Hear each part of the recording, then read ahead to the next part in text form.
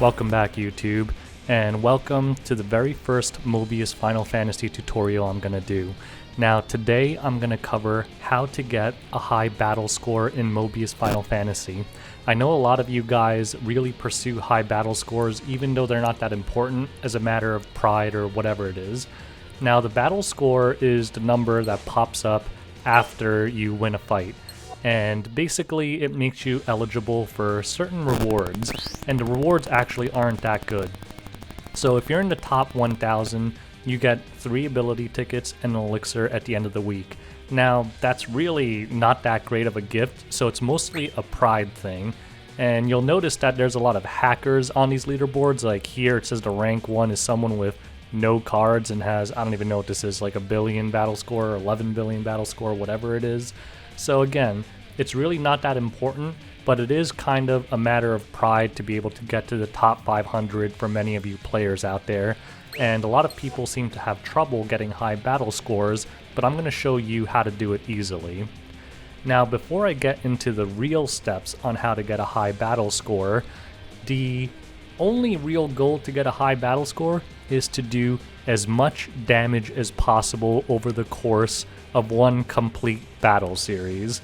Now, it's not really a matter of skill, because that battle score is dependent on a lot of things, like do the mobs have weaknesses to you? Are there a lot of battles? Are you able to break them easily? You can do a battle that's really hard and takes a lot of skill and get a crappy battle score, and do a junk battle with just trash mobs and get a really high battle score. So I'm going to also show you that you don't really need a good deck to do this. Like some people will say you can't get 100 million battle score without having several Supreme cards. Well, let me show you the deck and weapon I'm going to use for this video. Now the weapon I'm going to use is God Hand. You'll notice that it's not even a 5-star weapon. I don't have it maxed out. It has, the attack is pretty good actually, it's 178, but all the other stats are garbage. Like it's not even close to maxed out. And the deck I'm going to use is actually this one. I'm using Vanadil Monk with the God Hand, and I have this crappy level 69 Dread Moogle card, and I'll tell you why I'm bringing that. And then I have Alexander, which is a legit good card, so no qualms there. I have Peck, which is garbage. The only reason I have this is because I don't have Duncan, and I was playing Monk early on in the game. This is a complete garbage card. And Waka, which is actually a very good card, but it's not a Supreme, and it was really easy to get back when it came out. So kind of 2 good cards and 2 trash cards that almost no one would use. And with this deck, I'm going to get well over a billion, probably 2-3 billion. And you might not believe me, but I'm going to show you. Now, before we start, let's look at my current weekly ranking, so 4,733. Before you watch the rest of this video, why don't you take a guess as to what I'm going to get to? Now again, I told you the main goal is to do as much damage as possible. Now how do you do that? So step 1 is to find a place that has a lot of battles. So here I'm picking the Hojo Sub-Laboratory in the Final Fantasy VII event. This one's perfect because it has 20 freaking battles. I don't know of any other map that has this many battles, so it gives you 20 shots to do as much damage as possible, which is going to make it really easy to rack up a high battle score. And with this deck, unfortunately, there's no way I'll get a high battle score. What I'm going to do is I'm going to rent a Supreme, so you don't have to own a Supreme, just rent one, and then you'll be able to do the damage you need. Now, Phantom Rush in particular is excellent because it has the capacity to break, which is not that common for Supreme skills or abilities in general. It also uses attack as its main damage modifier, and it also hits 20 times, which lets you kind of overkill mobs by a huge amount, which is actually very important for getting a high battle score. So without further ado, let's rent this bad boy and let's get started. So step 1 was to pick a map with a lot of battles. Alright, so what we're going to do here is I'm going to use this sample run to kind of show you my strategies, and then I'm going to fast forward through a real run so I can show you the maximum potential damage you can get through one run of this map.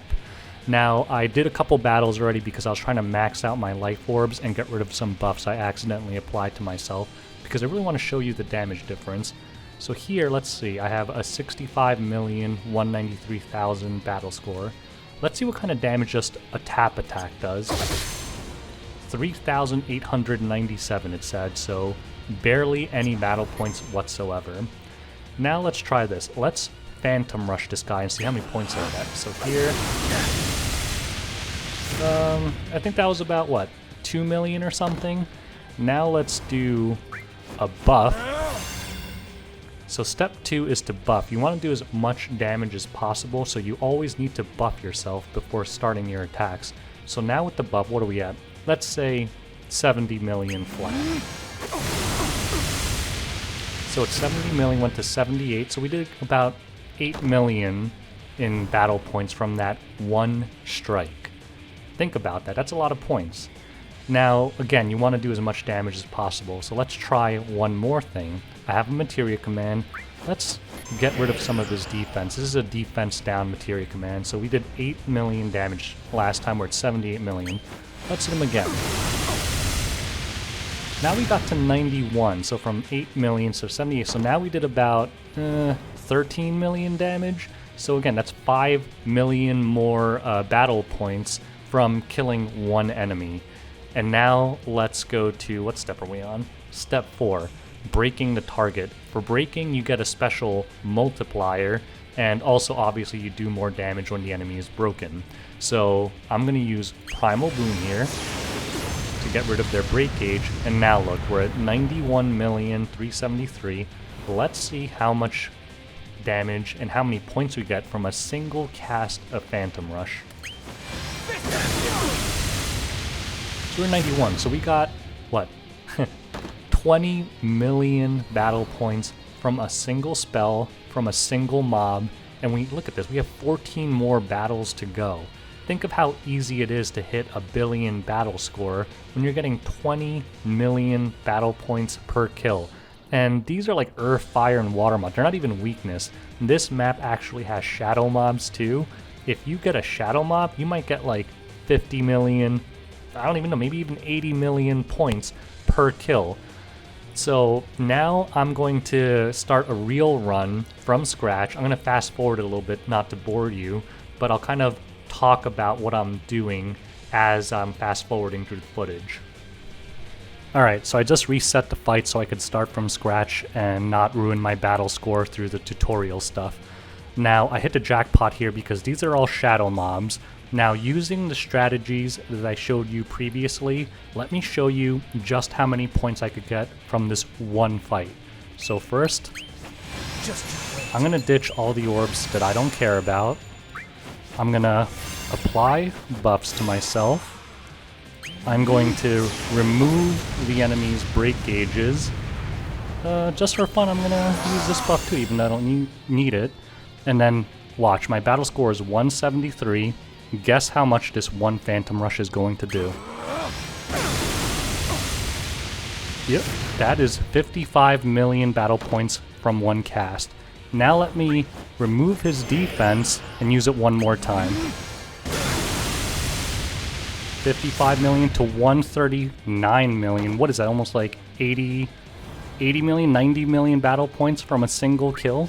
Let me debuff this guy and do it again. And I only have 10 debuffs using that and not my Moogle card, so I'm going to save it for when basically it's only shadow mob so I can maximize my damage output.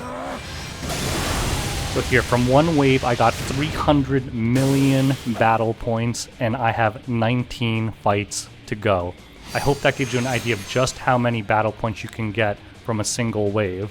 So now I'm going to fast forward the video, but I'll keep talking. So while this video plays, I'm going to kind of describe what I'm doing.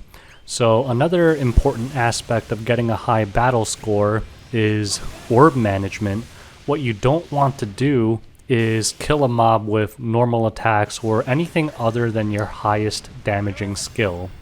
So if you watch this video carefully, one of the things you'll notice is that I'm constantly trying to stay stocked on light orbs, and I actually get pretty lucky in this run because I get a lot of prismatic orbs periodically.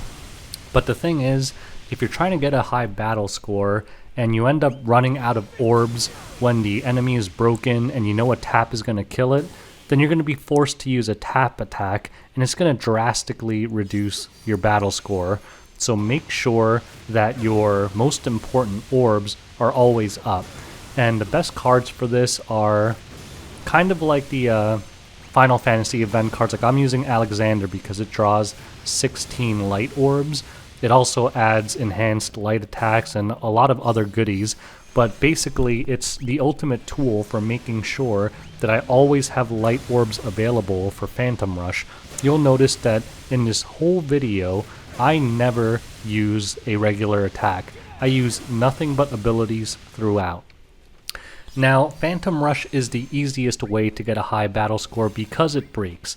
This strategy is a lot more difficult if you're using a class that doesn't have kind of a breaking ability. So in that case, you'll have to remove their break gauge. You will have to use tap attacks to get the enemy to break, and then at that point, you'll be able to use your nuke, whatever it is, some kind of supreme you rent, like Ultima, Meteor, Gotterdamerung, whatever. It doesn't really matter. But the point is that this strategy is much simpler because Phantom Rush itself breaks.